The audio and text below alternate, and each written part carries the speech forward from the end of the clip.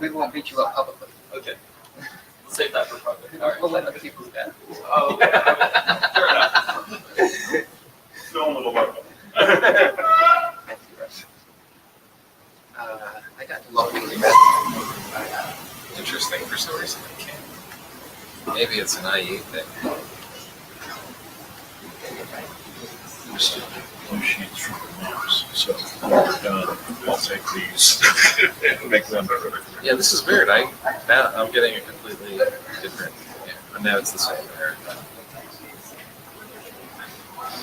That's weird. You said you got in fine. I didn't find it. I verified that I could edit. I just used the agenda in there to make sure it's actually there. Okay. So good morning. This is software updates for Internet of Things, SUIT, working group. So this is the note well. I'm sure you've seen this many times this week. Follow it anyway. Indeed. Actually, this doesn't seem to do.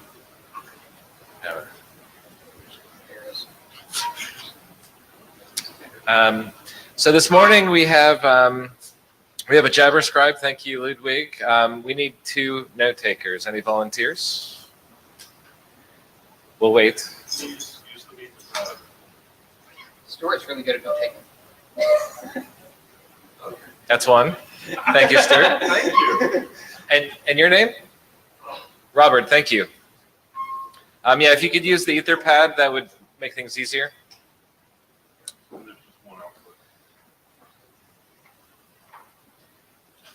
So this is our agenda for today. Any agenda bashing?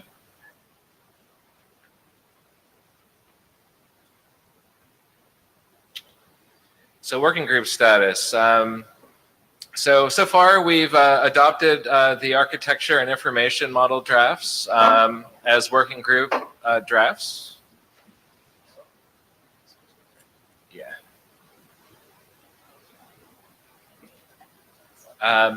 We've also received a liaison statement from the IETF SG17, which we'll be talking about in a little bit. They're working on a document describing usage scenarios around software updates. They've shared a draft document with us that's posted out on the data tracker, and they're seeking comments on that draft as well as alignment with the work that we're doing here in the working group. Their next meeting is in August, so if we're going to provide comments, we're going to have to provide those by then. We had a hackathon project at this IETF, and that went well. We'll be hearing a little bit more about that as well later on.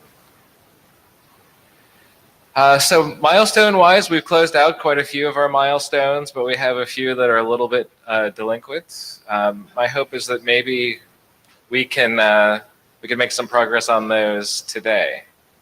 So we'll be talking more about the manifest format a little bit later, as well as the information model. So we should definitely make a concerted effort to try to catch up on these milestones soon. And that's it for the status. Any questions? All right, so first up on the agenda is the liaison statement. Can we full screen this? Click present. This book. First click present here. Yep. Ah, I see. Yeah. And I guess you guys can. Sure. Just say next slide.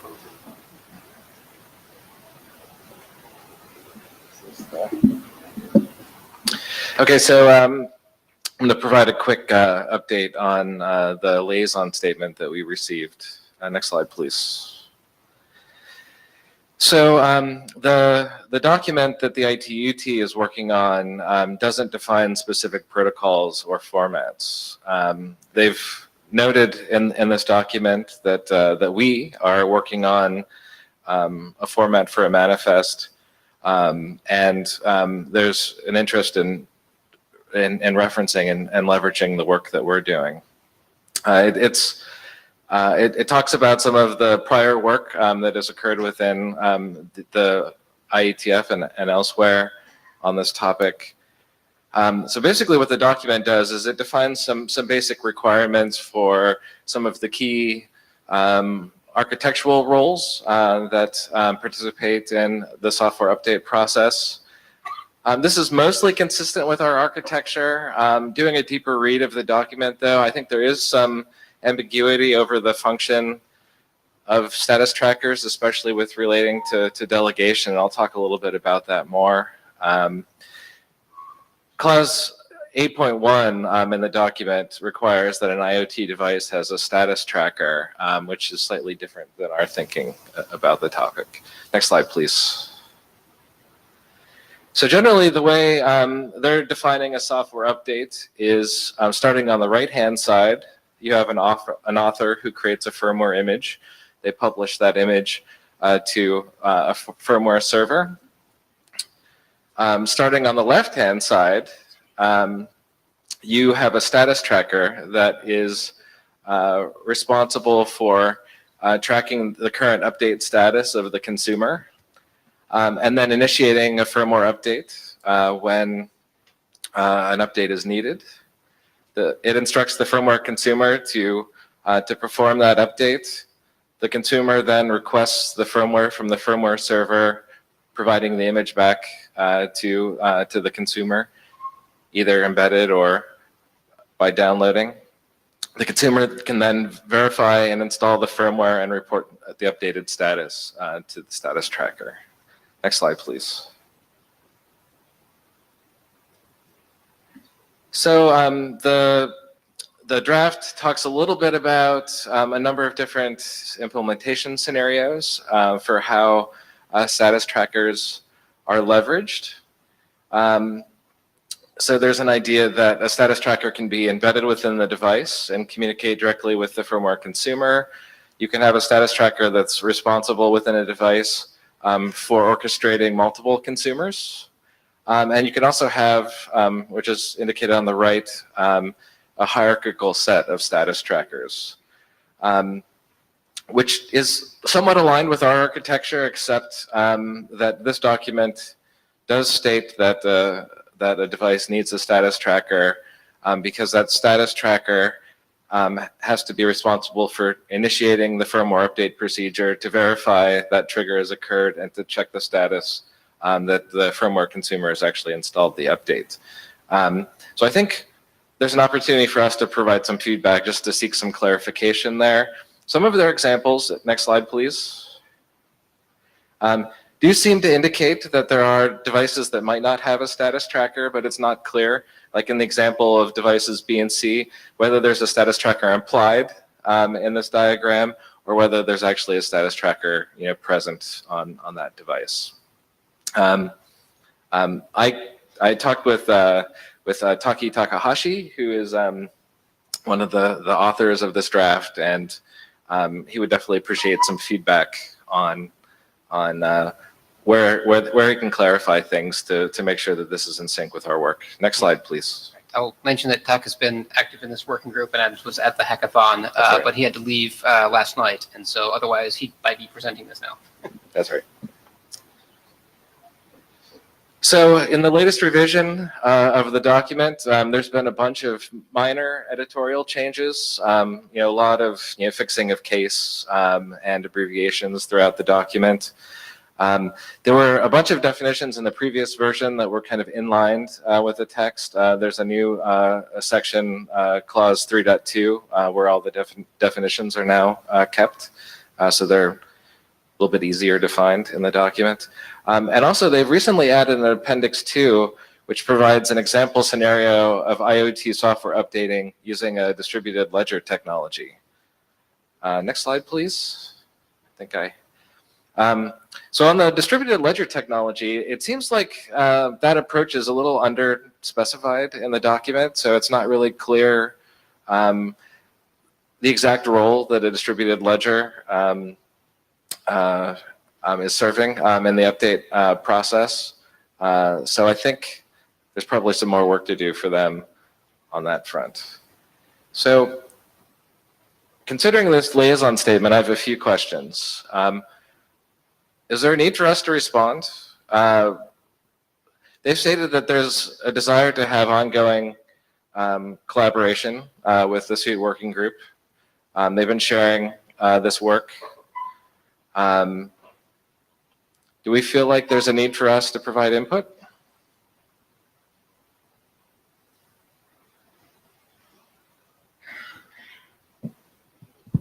This is Hannes. Yeah, I was just wondering about the earlier mentioned status tracker discussion, because when I provided the text in the architecture document there, the status tracker had somewhat a different semantic, and it was really like a device management functionality. Right. And as the name indicates, it monitors the whole firmware update process and wasn't actually on the device itself. So given that there are these subtle changes throughout the time, I'm curious on, like, they seem to still work on the document, and so I prefer, as I will later explain, I prefer to wrap up with the architecture document at some point in time in the near future, and then there may be some, the two documents may drift apart, so I don't know what their roadmap is, or whether they are now freezing their architecture, what the story there is.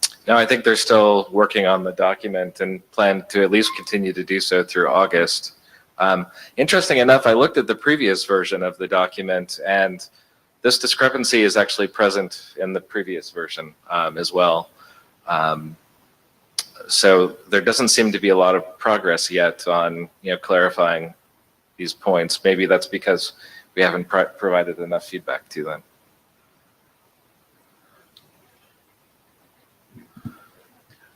As the person taking notes, I'm going to remind everybody at the microphone, please state your name, because if you don't say your name, you don't go in the notes, and then it's as if you never said it.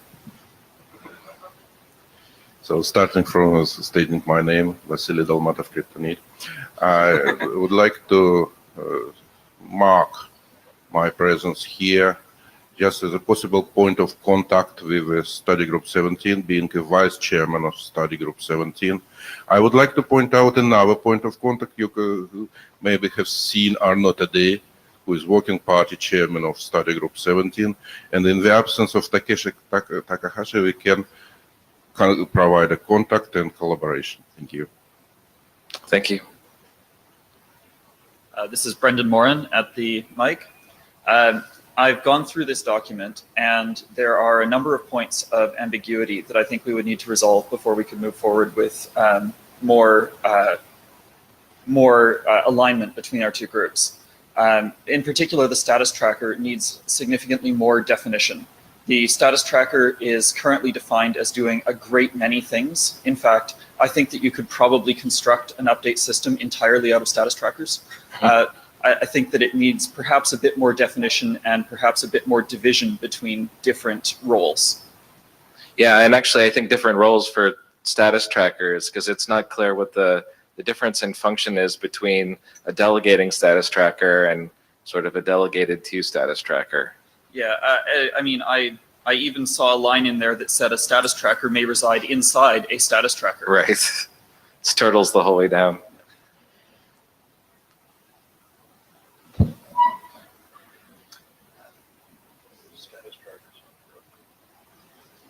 So just an observation on the first question of do we need to respond? This isn't the first time that we've asked that question. It's obviously not the first time we've got a liaison from Study Group 17. So far, the way that it has worked in the other direction, so by the way, in this direction, my understanding, I am not an IETF Study Group 17 expert, but my understanding is the mechanism that they have to share the document with us is through a liaison statement. And so that's why we get liaison statements from them so that we can review the document. And the other direction, we don't need a liaison statement for them to review our documents. And so in the other direction, it's been working by email to TAC and discussion on our public list.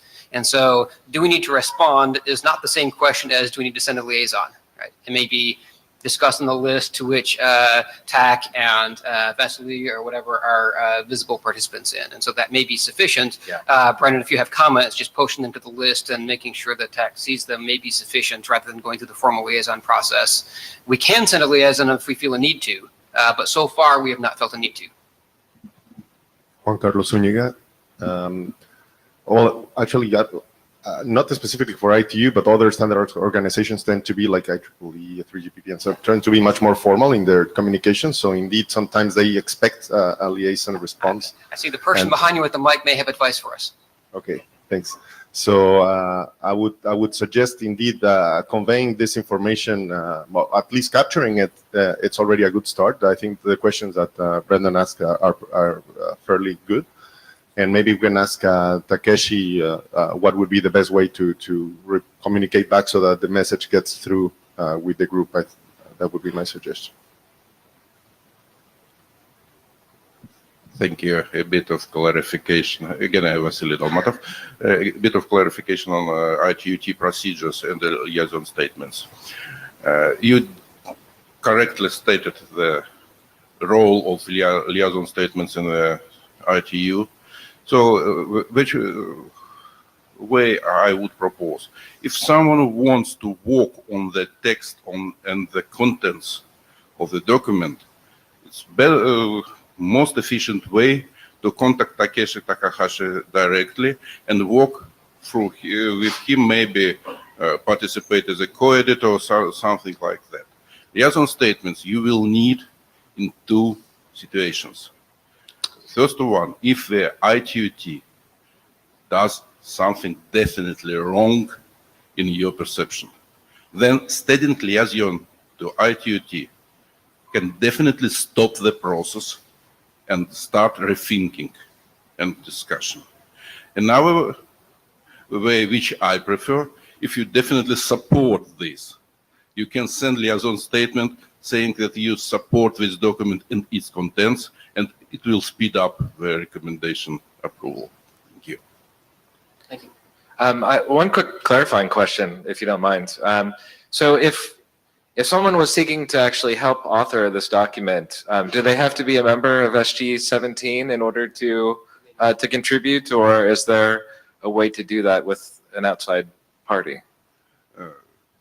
An official way is to make a contribution from a member state. I do not think that's quite a way to do that. No restrictions to the participations is imposed on that.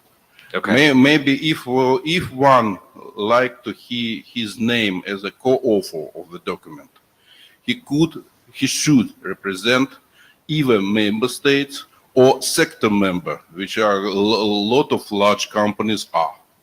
So that depends on the position of the person and its wishes. That doesn't prevent any meaningful work with the document, with the editors of the document. Okay. Okay, so on another point, I was talking with Takeshi earlier in the week, and he expressed a desire to have someone else help with editing this document. So if there's a member of this group that would be willing to contribute some time, he would welcome that contribution, pending what we were just talking about. I think that the person that would be helping would probably have to be a representative then of a member state in order to or a sector member in order to contribute. So if there are any parties interested in participating, please email Takeshi about your interest. That's it.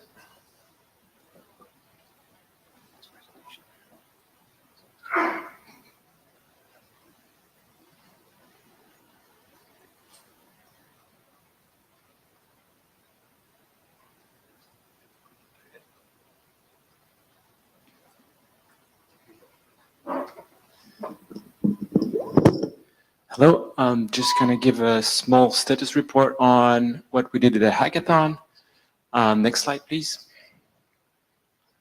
Next slide. So here's the team. We're 12 people, one remote. Yeah, really nice. Next slide, please. So as you know, here we're working on software updates for IoT. So we are working on architecture and metadata for software updates. It's actually firmware updates now for IoT devices, including small microcontrollers, not to forget them. At a hackathon, we worked on hands-on implementation of the latest metadata format draft. So it's the CBOR manifest format, draft more on 04. Next slide. So what happened at hackathon? At the hackathon, we had available new manifest generators, 2 of them, one from ARM and one from Renesas. We had new manifest parsers, 3 independent implementations, and one from INRIA, one from ARM, one from Renesas, and 2 of these implementations were actually running on actual hardware, on actually small microcontrollers. So one with 32 kilobits of RAM, and the other with 64 kilobits of RAM. So we're pretty in a, let's say, at the low end here, and we're happy to see that. We could demonstrate interoperability between the manifest generator from ARM and the parsers from INRIA and Freie Universität on one hand, and the parser from Renesas. So that's good. And we also had a full workflow demo of firmware building, manifest building, and transporting that to a Riot device, and actually doing a firmware update with that thing. Yeah, next slide. So what did we learn? There were a couple of aspects in the spec where there were several ways to do things and cause confusions. It's not the first time it happens in the IETF, but you know, so the similar conclusion is that we should just define one way to do things. Maybe Brendan will talk about that a little bit later. And first and foremost, IETF Hackathon is fun and really nice venue to make some progress. So for those who weren't there, please consider coming next time. Yeah, next slide. Yeah, so for more information, we had an Etherpad where we noted a bunch of things and links, useful links for what happened at the hackathon concerning SUIT. Yeah, and then the usual links to the spec work in progress and the working group. That's it. Yeah, thank you. Thank you for all your efforts at the hackathon.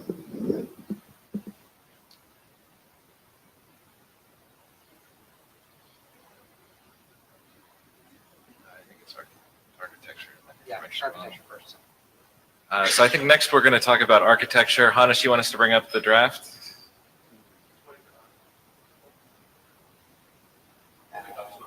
We don't already have that one open, sorry.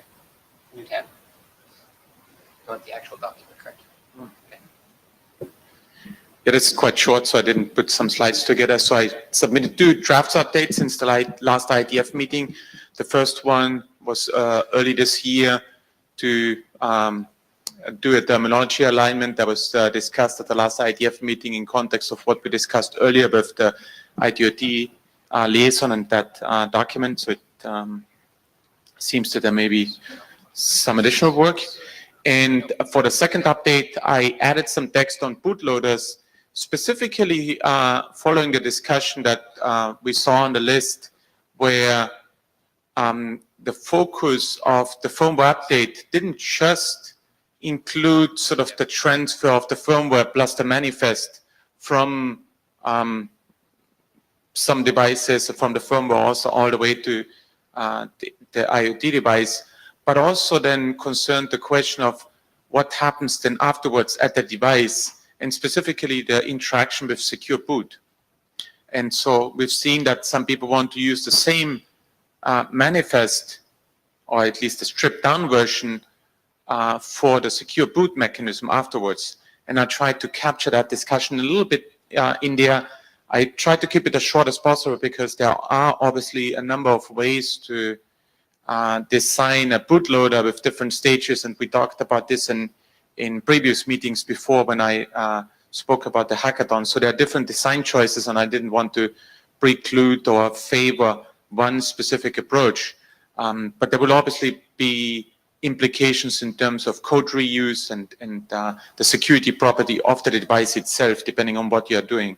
But this was clearly something that seems to be important to people, because they want to reuse a format, don't want to use a specialized format, and again for the metadata that is used by the bootloader. When itself, it has to verify the firmware that's on the device.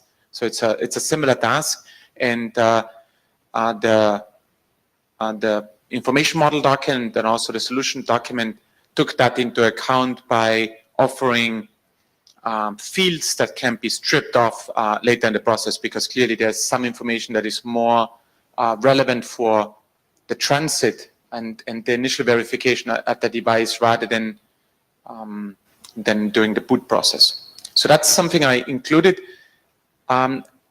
Dave sent a message earlier this week, actually Monday,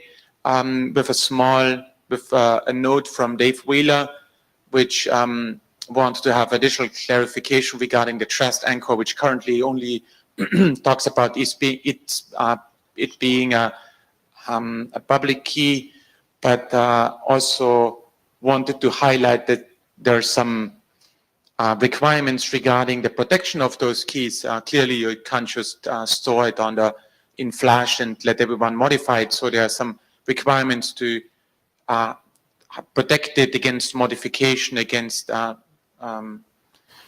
stripping it out, deleting it, etc., etc. So I'm going to add that. I think that's a minor clarification, but still quite useful, a useful addition. And otherwise, I would suggest to. I would have suggested to start a working group last call, but now I'm not quite sure anymore with the discussions about the status tracker and some of the other IDOT work. So I'm not entirely sure, but. Yeah, it seems like that could happen in parallel with the working group last call. Okay. I mean, we are a little behind on our milestone there, Yeah. so it would be useful to move things forward. So I'm interested in maybe raise of hands. How many people have read this draft?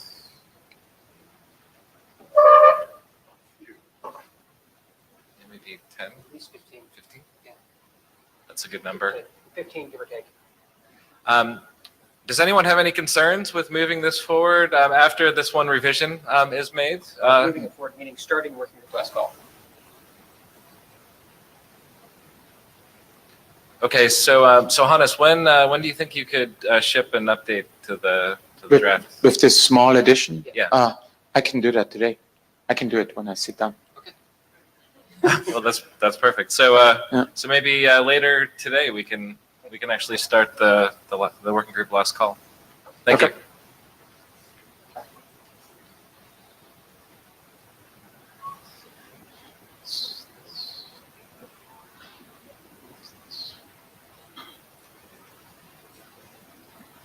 Now we start the running there.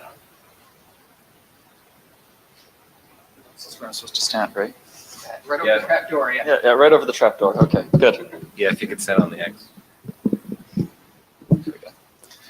Okay, so following IETF 103, there were a number of updates requested to the information model. Specifically, these had to do with a couple of new threats and one new threat and a couple of new use cases. Next slide, please.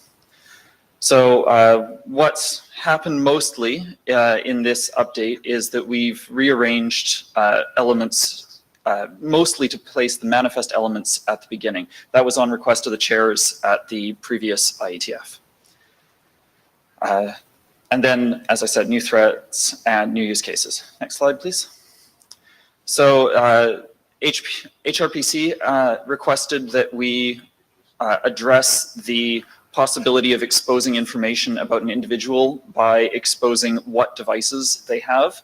And so that requires obfuscating the contents of a manifest, because even though it doesn't contain any IP, it could contain device identifying information, and that could reveal information about a person or the things they own. So to resolve that, we've added a new security requirement for the option of having encrypted manifests. Next slide, please. There were several new use cases discussed, specifically, as Hannes mentioned, secure boot. And once secure boot was an option, the next thing to add in was the ability to transform a firmware image during the loading process. So decompress on load was the use case that was given to me, but I'm quite certain that decrypt on load is also a requirement. So that's been added in as well. And there was significant discussion on the mailing list about simple parsing. So we've added that as a required use case in the information model. Next slide, please. And from that, we derived 4 almost identical usability requirements. And that's about it for updates to the information model. Yeah, that's the last one, isn't it? So do we think that this one is also ready for working group last call? First of all, to the author, are there any outstanding comments that you know of on this document that have not already been addressed to your belief? I think there are a few outstanding comments, yes. They are largely editorial in nature. Okay. Any non-editorial? Yeah. I'm not aware of any technical comments, no. Okay.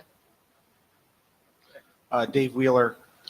So I haven't read all of the documents in detail, but I did spend a couple hours yesterday reading through the information model and things, specifically with the purpose of trying to reuse the manifests for TEEP. And I think there may be some things that we might want to add to this, but I don't have anything right now solid to give you as input. But I should do that within the next couple of weeks. So since you're asking about last call, I just wanted to let you know we're considering using the manifest for TEEP, and I think we will have a few things that we'd like to add to it. Yeah, we'd absolutely like to get input from TEEP. I think it's important for us to get alignment between these 2 working groups. Okay, thanks.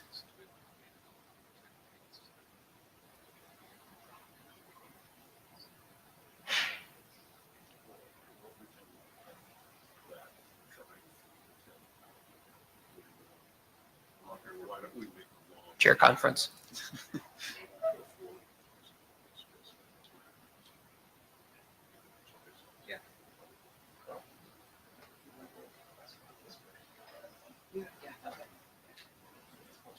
So we were just considering maybe doing a 4-week working group last call on this version of the document, which would then allow for some time for additional comments on the draft to be considered. And then based on those comments, we can go from there. Any concerns with that approach? Brendan, you said there were some editorial comments. Do you have any timeline on when you are planning to address the editorial comments? Hopefully this week. Okay, so if they can be addressed by Friday, then we can say we're just going to start the work. We're going to send out the working group last call as soon as that appears. If it's going to be longer than that, then we should go ahead and start it. But if you're going to potentially do it before Friday, then we'll send out the working group last call announcements initiation on Friday. If that's sounds good. Yeah. So if we can get done by Friday, great. Yeah. All right. All right, great. Thank you. Anything else? I think the next one is also me. Yeah, we're on the Brendan Marathon now. The next 2.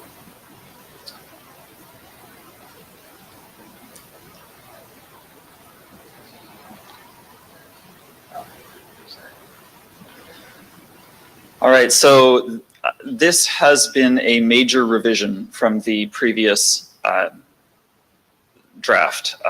Next slide, please. So I really want to thank everyone who's contributed. I've gotten a lot of feedback, not all of it positive, on the previous draft, and that encouraged me to do a major rethink of the mechanism that we were using to handle the serialization of the information model. And the rethink, I think it produces a much simpler result. The format ends up being, the format is constructed specifically to make the parser simple. That doesn't mean in all cases that it makes the format smaller, but it doesn't increase it significantly, I don't think. I'll have to, I've had some discussions about every byte counts, but it's still, I think that the trade-offs are in the right vein. Next slide, please. So this is just an overview of what we're going to, or what I'm going to talk to you about. Let's get into the reasoning behind the changes. So the previous draft was very complex, and every time I added a new use case, it got more complex. And that means complex parsers, and that means complex code, and that means more space on constrained devices. I didn't like where this was going. So the new use cases were introducing new optional fields in places that already had significant numbers of optional fields. This also made capability reporting really complicated, and the irregular structure of the data made it very difficult to parse efficiently. Next slide, please.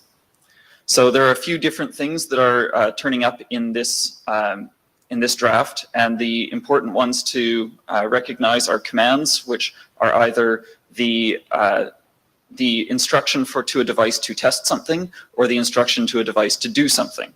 There are parameters which the devices use in order to perform those two operations, and the components are the things that devices operate on. Those are typically firmware images or other resources that a device uses.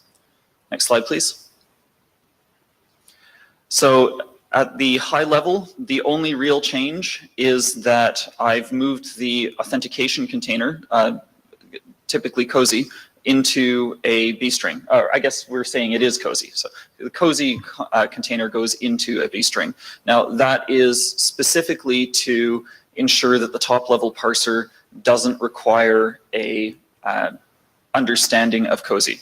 This is to partition the responsibility for understanding different formats into the individual software modules that implement them. I've also expanded the CDDL that describes the authentication container to allow an array of authentication methods. This was because it allowed us to handle both a COSI MAC and a COSI signature within the same block, which would otherwise not be possible. The manifest itself has substantial changes, which we'll get into in a moment here. Next, please. All right, so the new manifest is divided into two major sections. There's the common data area. Now the first two elements in that are different from the rest. Those two elements are specifically intended for an external system or external software to be able to read. It's not really part of what the manifest processor handles. This is because the structure version informs a device whether or not its manifest processor can handle the data, and the second allows it to decide which manifest it should be looking at. So both of these things have to happen before a device is able to actually start processing its manifest.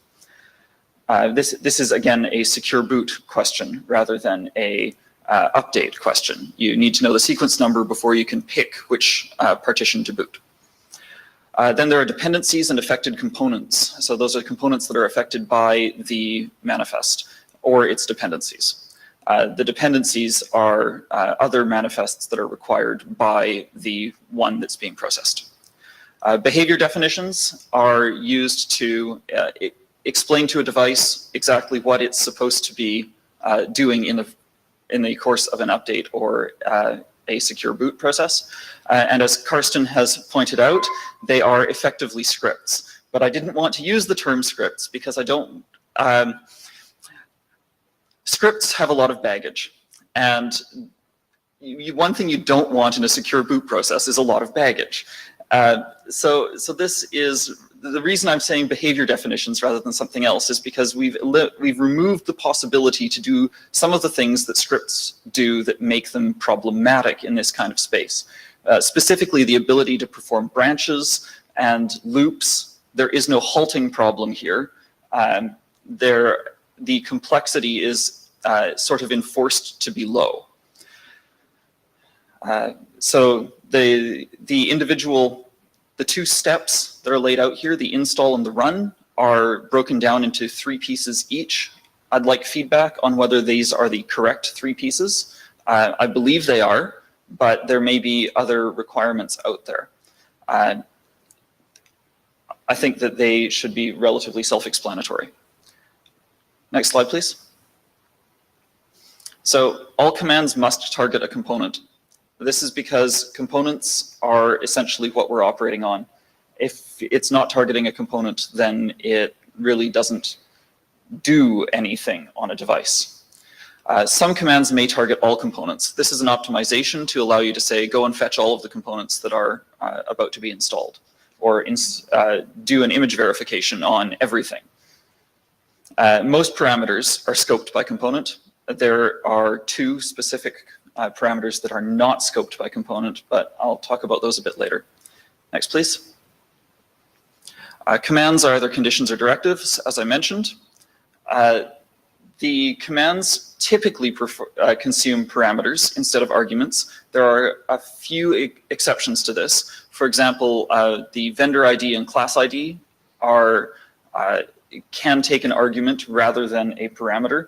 This is perhaps an instance of 2 ways to do things, and we might want to consider removing that. But given that I can't see a reason for a device to make a decision about what class it is or what vendor it is, I think that it might make sense to say that these cannot be parameters and they must be arguments.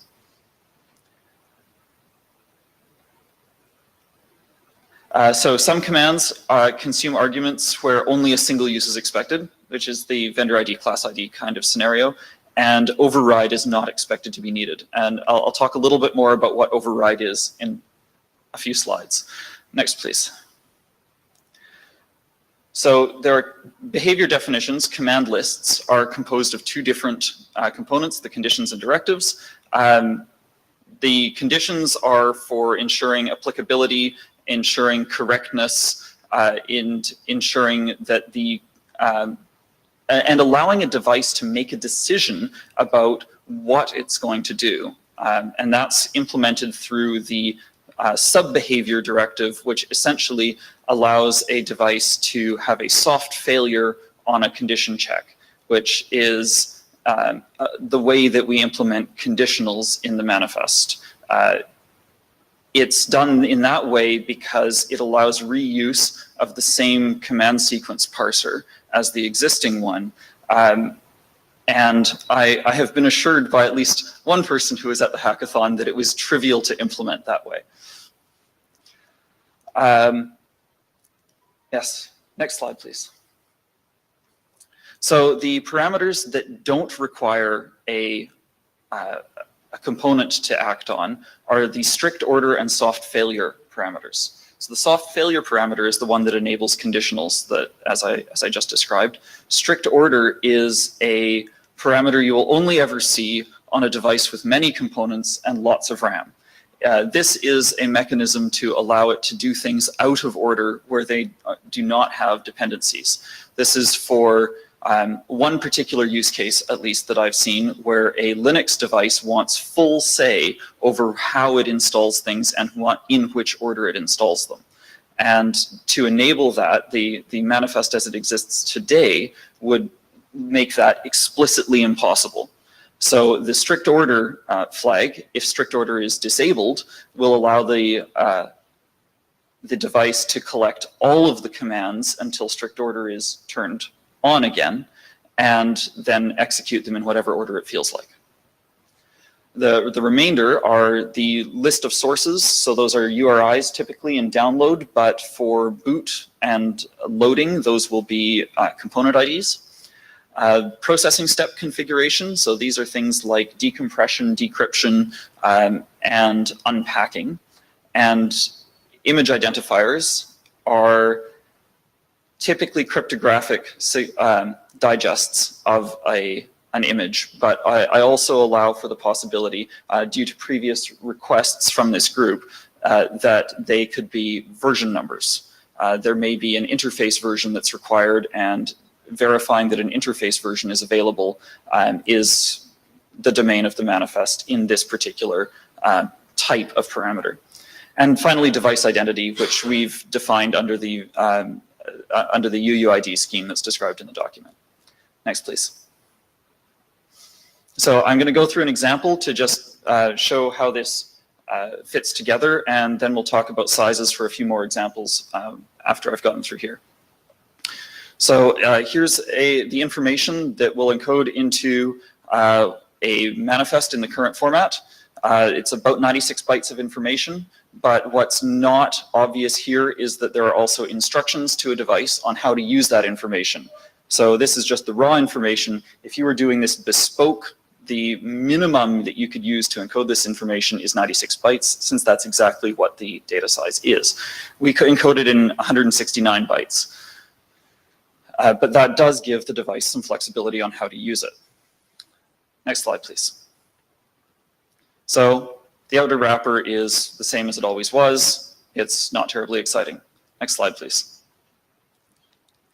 The inner part of the manifest shows the version number, the sequence number. It's got one payload. I will talk a little bit more at the end on the open issues about how the component is listed there. I think we can do better. Then we've got the common section. The common is executed before every other command list. And then validate. So this is just doing secure boot. No, apply and then validate. There we are. Apply, validate, and run. So common is executed before each of these others. And that's to enable essentially size reduction, because it contains the digest, as I'll show you in a moment. It reduces the amount of space that's consumed because the digest doesn't have to be repeated in each segment. Next, please. So in here, it sets the component index to 0, checks the IDs, and sets up the digest that will be expected later, and the size that will be expected later. Next, please. Oh, my highlighting's all gone. Can't see which section you're in. Okay. So this section is apply, and in apply, what is happening is that it's doing a simultaneous fetch and install. There are two separate sections for fetch and install, but on very constrained devices, we expect them to do fetching and installing simultaneously. So because of that, the fetch section ends up also in the apply section. So it's a bstring wrapped URI list that's configured as the second parameter. Now the second parameter is, I think it's another area where we can have some improvement. There was some comments during the hackathon as well that this is not this particular format, this encoding is difficult to parse, and I think that we should try and find a better solution for that, and I've got some more information on that in the open issues section. The last element there, 20, is a fetch all elements directive, but it's evidently not in the description. Okay, next slide, please. Here it's very simple. This is apply, or this is validate. So this is a very simple section. It just sets the component index and validates the now downloaded image against the component that it's got specified by the component index. Next, please. And here's run. It's same thing again, component index, and run the selected component. Now this, I hope that it's obvious that we're setting the component index a lot and possibly too much. And so one of the other open issues is, should we have a default for that so that it's not necessary to set a component index all the time? Next, please. Something got dropped there. I don't know why we ended up with, what was that, 2 6s, or we're missing 7. So all of the manifest sizes that I'll give in the next section are done without the cozy authentication structure. I hope Jim will correct me if I'm wrong here, but those sizes, I believe, are roughly correct,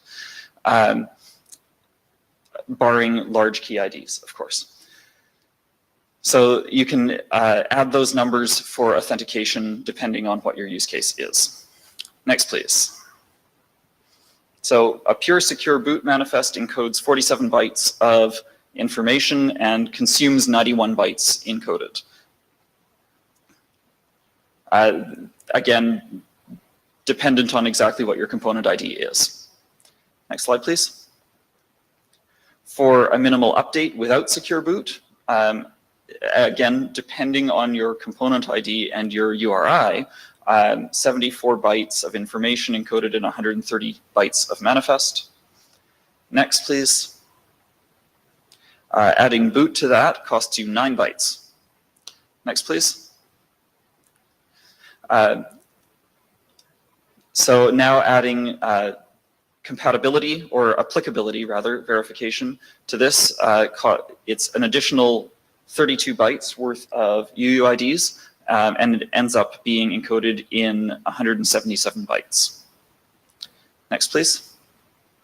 So the parser that I've put together to verify this took me about 600 lines of C for the part that executes the manifest, and about 200 lines of C for simple CBOR information and extraction.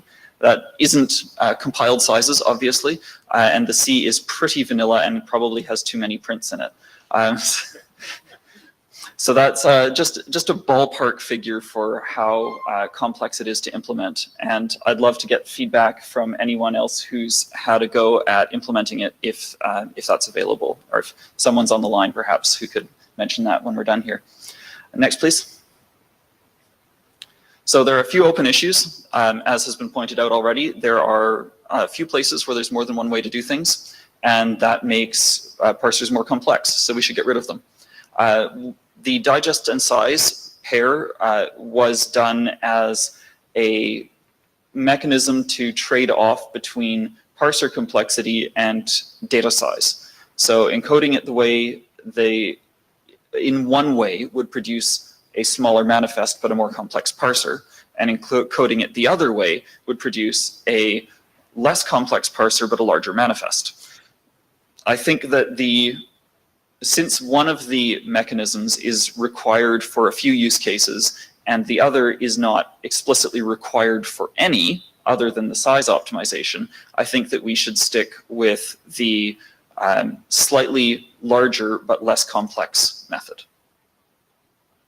The URI list is complex. I don't like how much parsing it takes to handle it, and I'm not convinced that there are a lot of use cases that require the URI list that we have at the moment. I think there are 3 different ways that we could deal with it. So we've got the existing one, which is effectively a multi-map, just not listed that way. I think that we could, I don't think it's necessary. So the second option is just a plain list of URIs, where priority comes out of the order in the map, or in the list, rather than coming out of an explicit priority number listed with the URI. The second possibility is a map of URIs keyed by priority that prevents duplicate priorities. That's the only problem that it has, I think. So what these options don't enable, because that apparently has cut off. It's like I forgot to save it at some point. So what these don't enable is the ability to have multiple URIs at the same priority. That was raised as a possible optimization at one point, where devices need to choose among multiple URIs of the same priority for geographic region selection, for example. I think that this is a fairly complex use case. And in situations like that, I think devices should probably work out their own priorities based on order and based on geographic region. And I think that having an explicit priority in there is probably not something that's beneficial to most devices. So I think either a list or a map is probably the right answer. Command encoding, it also has a bit of an open issue. Right now, it's an array of maps. An array of maps is fine. It's equivalent to an array of arrays with 2 elements each. So there's no semantic difference there. I think the array of maps is probably okay. a multi-map would be a more efficient encoding, but I gather that CBOR has considered this and rejected it numerous times. So the other option that's been brought up is a pseudo multi-map. I call it that because that's the best explanation I can have for it, where we alternate keys and values in each successive element. I think that the array of maps is probably fine. It adds a few bytes, but it makes the semantics a lot easier to follow. So we also have the issue I raised a few minutes ago about the default component and dependency index. It was fairly obvious going through that example that the component index gets set repetitively.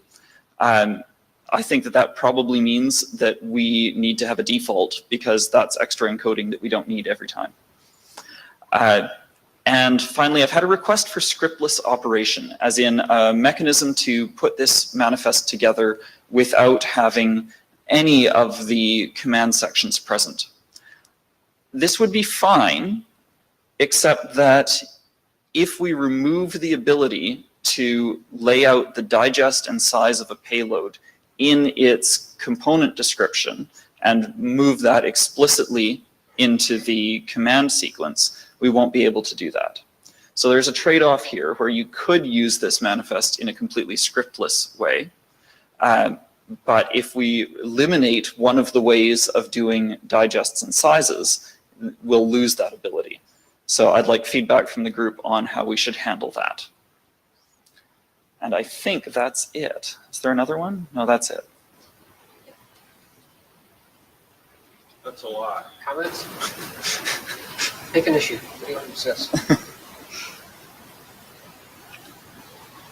So one comment on the David URI. Wheeler. I'm sorry, Dave Wheeler. One comment on the URI list.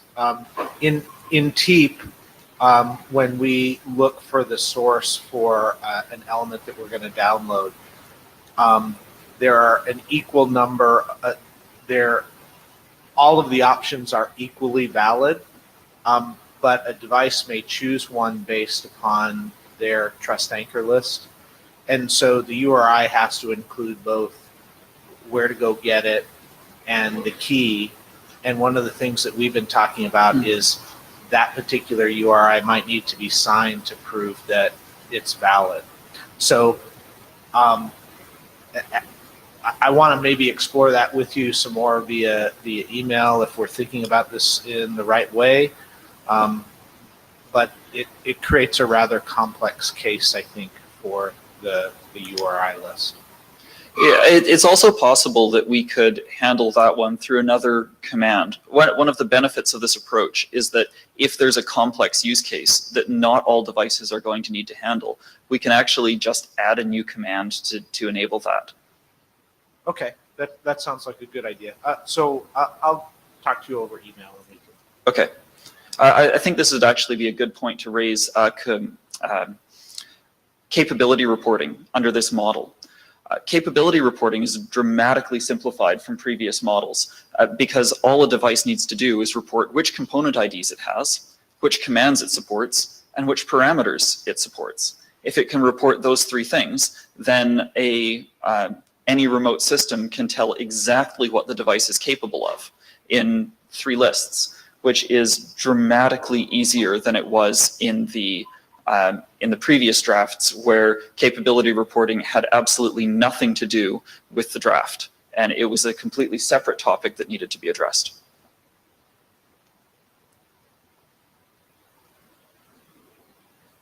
Manuel Bocelli, INRIA. So we've got 2 of the implementers that are online, and Mythico. I don't know if they will speak up or if they are in a position to speak up, but from our initial measurements of our implementation, which is not complete. So maybe Kun is going to say some more later. We see an impact on code size compared to V1 against preliminary results. It's quite substantial, but depending on how much flash we have on the device, it's still like relatively to the flash. Like you have to relate that to the number, the amount of flash you have. So when I hear that we may want to run this stuff in the T, where we might have like, I don't know, like reduced amount of flash, this might become like something we want to characterize at some point. I don't know if Kuhn wants to say something. It seems he came to the mic, so maybe I'll let him talk about this. So we'll go.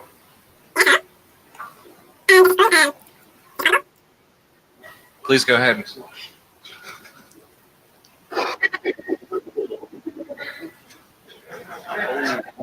Sounds like That's perfect for a ghost. Yes. Okay, I'll actually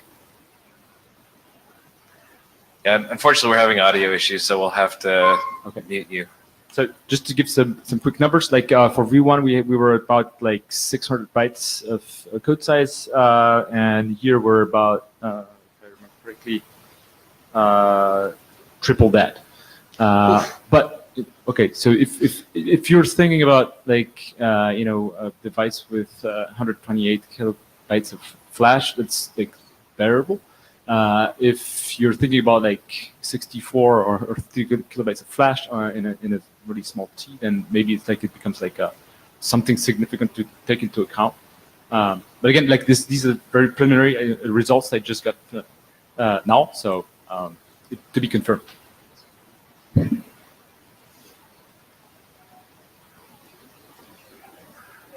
This is based on our hackathon hacking whatever. So maybe we can.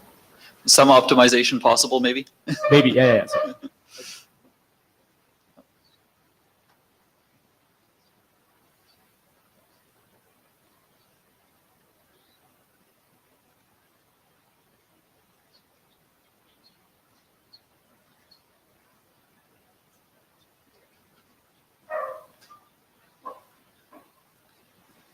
So at this point, another comment at the mic. Please go ahead. Not quite. Kuhn is typing. 1 second. Okay.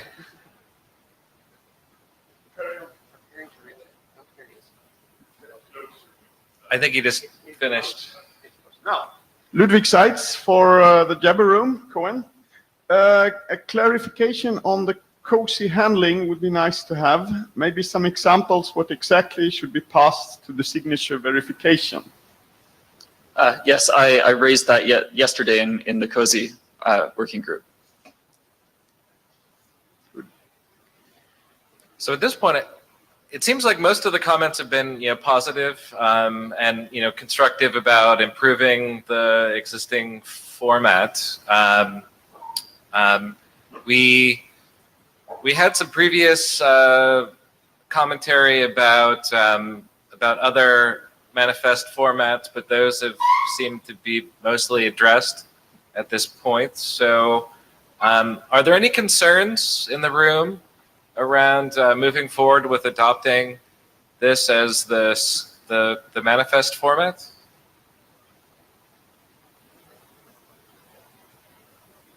So not seeing any objections, we will confirm adopting this document on the list, and we'll have you move forward with posting this as a working group draft. Oh, looks like we have another comment. Ludwig Seitz relaying a Jabber comment from Kaspar Schleiser. The smallest MCUs need simpler, I don't know what's simpler. Simpler manifests. 32 kilobyte MCU with flash split in half cannot spend 2 to 4 kilobytes on CBOR and manifest parsing. I agree. And I think if you look through the mailing list archive, there was a point I raised some time ago about not using CBOR parsers to parse CBOR. There's a way of just doing exact matching, with memcompare that you can take as an approach to really cut down size if you're in a very fixed function case like that. which case it looks a lot like a binary structure, right? If Yeah, you're just doing exactly. exactly that, right? That's right. If you make a consistently structured CBOR object, you can treat it as a binary structure.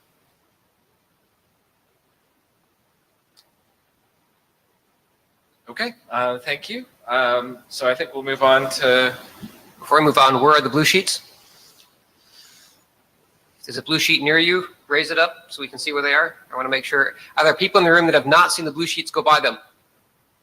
Please send the blue sheets in those directions if you see a blue sheet. Thank you. All right. I think there's one more, isn't there? Yes, there is. Yeah, there is.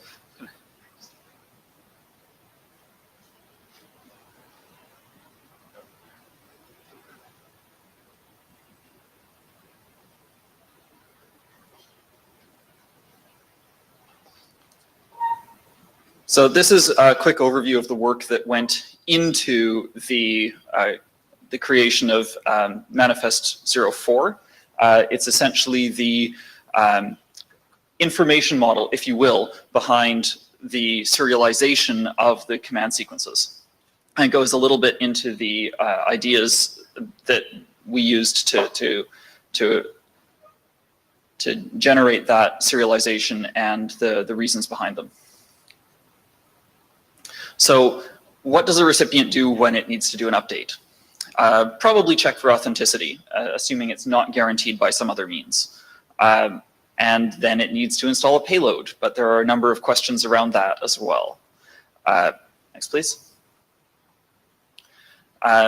So descriptive updates, binary formats, provide a recipient with explicit information in a number of different ways, and then expect the recipient to act on that information via some pre-agreed methodology.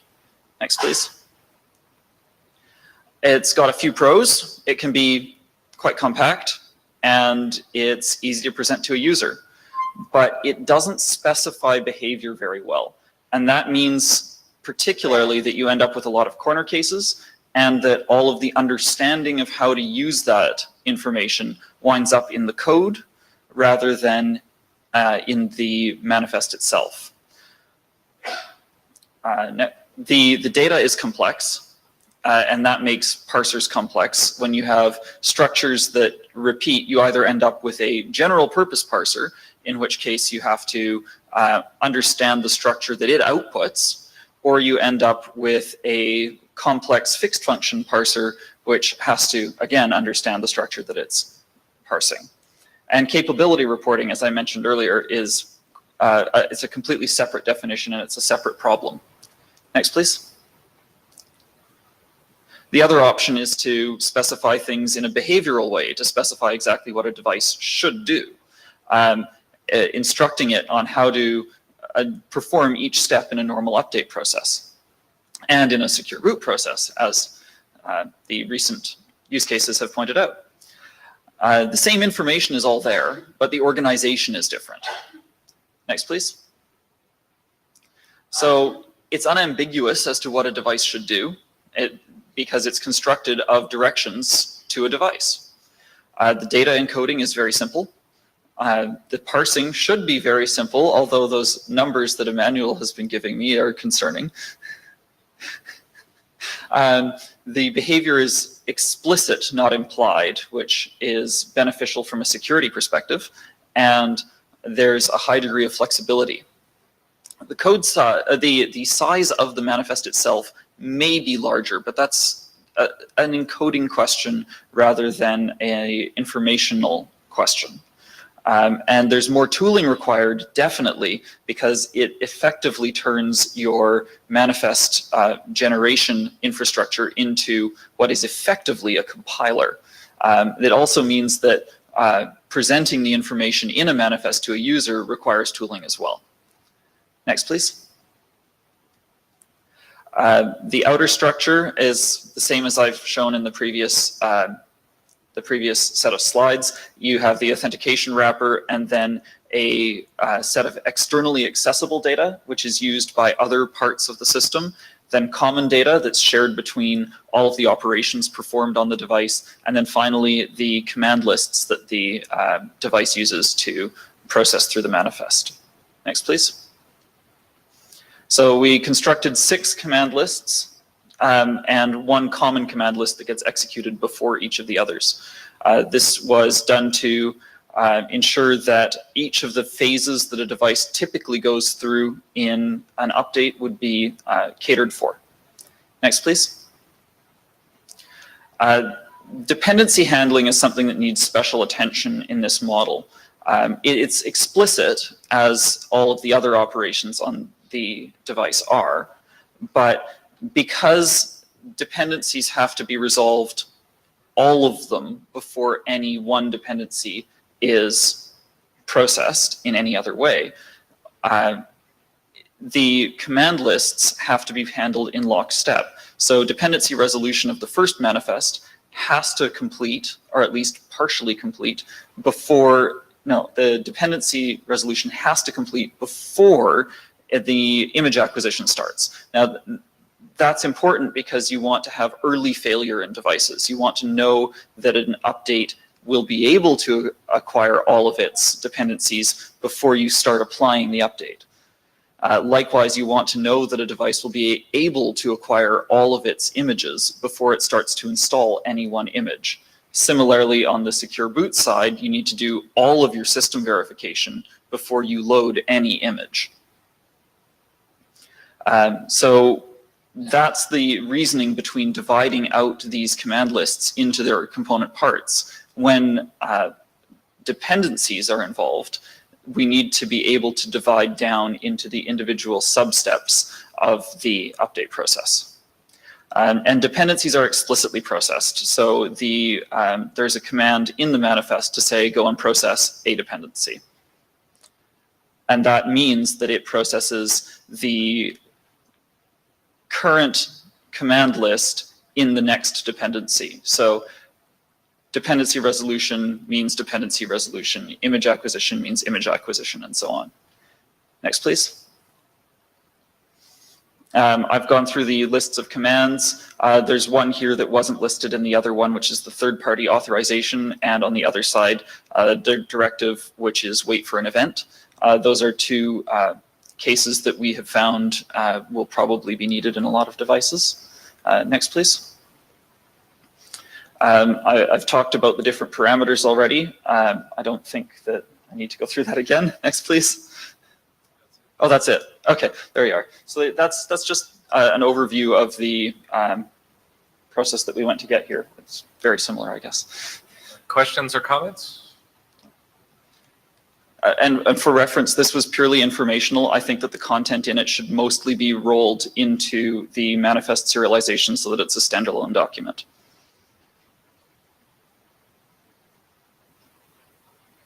Any concerns with taking that approach?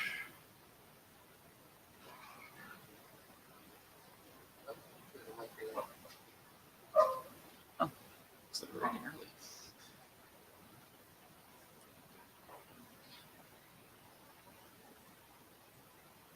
Ludwig Seitz, relaying comment from David Brown on the Jabber. So dependencies seem to be restricted to specific version, not something like semantic versions? Question. Currently, dependencies are managed by digest. That's because you depend on a specific manifest. If that's not going to be the case, then it's going to be much more difficult to construct a secure dependency chain. The other mechanism for handling this is to verify, to check for availability of a particular version. And we already do have that, but it's not constructed as a dependency.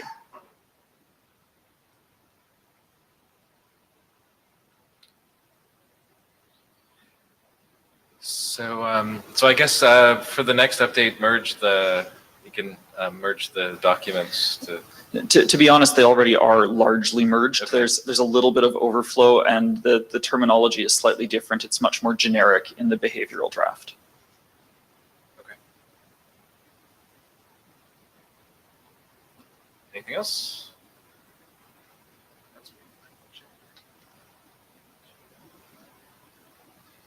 All right.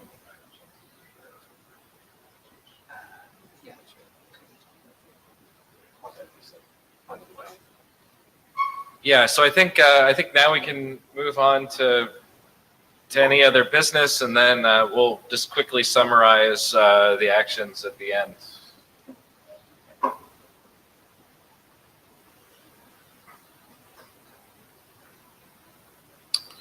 Russ Housley. 2 meetings ago, I advocated that we take a look at hash-based signatures, and I just wanted to provide a update on where the work in the COSE working group has gone to allow us to do that. Since we were aligned with CBOR, we needed signatures there. The hash-based signature specification out of the CFRG is in the RFC editor queue. They're in auth 48, so we actually know what the RFC number is now. It'll appear very shortly. Then the COSE spec is progressing that says how to use that algorithm in the COSE structures. That is ready for working group last call. So I think we now have all the documents fairly mature at a place where if we want to use that algorithm, we have the things we can reference to do so. So I'll mention, Emmanuel didn't put it into the hackathon report, but at the hackathon there was actually a question that was raised at the SUIT table, which is, so what is the status of quantum resistant stuff? We've talked about that before, but we didn't hear about that, and that's actually what Russ was just answering, was the question that came up at the hackathon. So Emmanuel, you want to say anything else? Emmanuel Bocelli. Yeah, here. I was at COSE, so I remember some of your slides, and you were talking about the signature sizes depending on how many times you can sign and etc. And like lasting a long time obviously means longer signatures. Like I remember you had the very minimum 30,000 signatures or something like that. With like rather small slides. Is that the type of thing that we would recommend to use for software updates on like really small devices?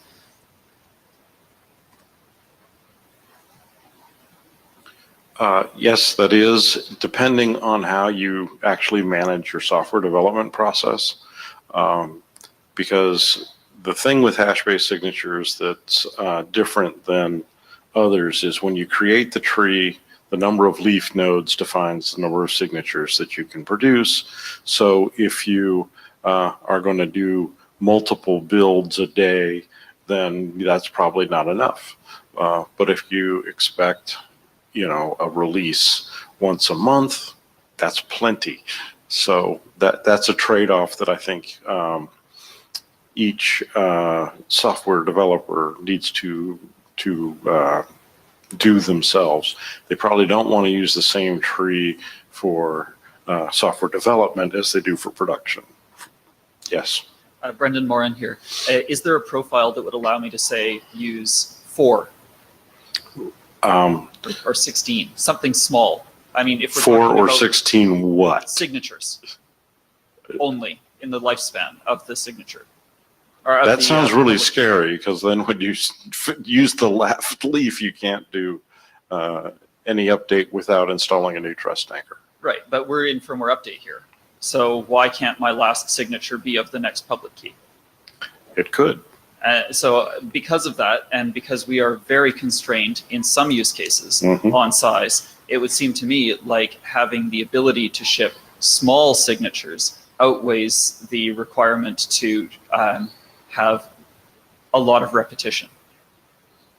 You can certainly look at that, but right now the specification, I think the smallest tree is like it's 5 levels.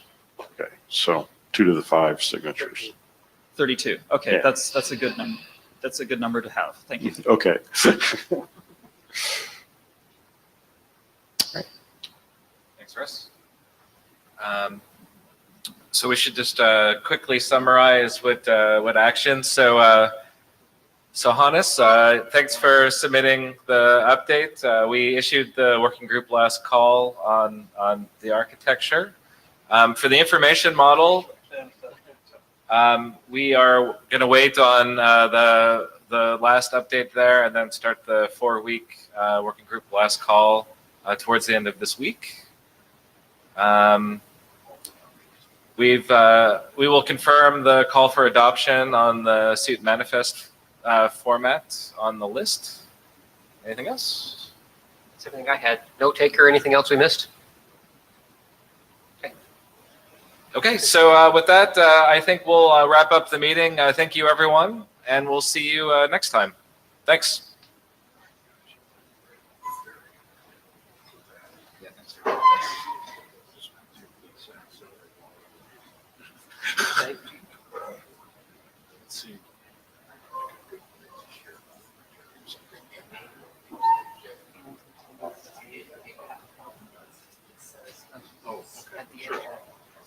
So what is something to play around with?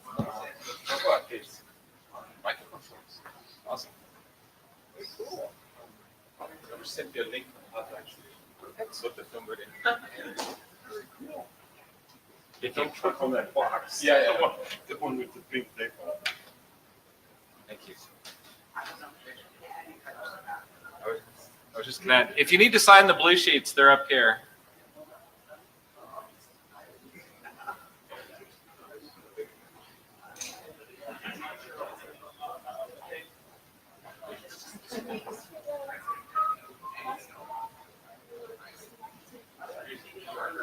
Yeah, we should give an extra week at least because I put 2 weeks. usually we give people a week to decompress before they, so maybe we should do 3. Oh, well. We'll see. Well, except for these I didn't want it to be April 15th.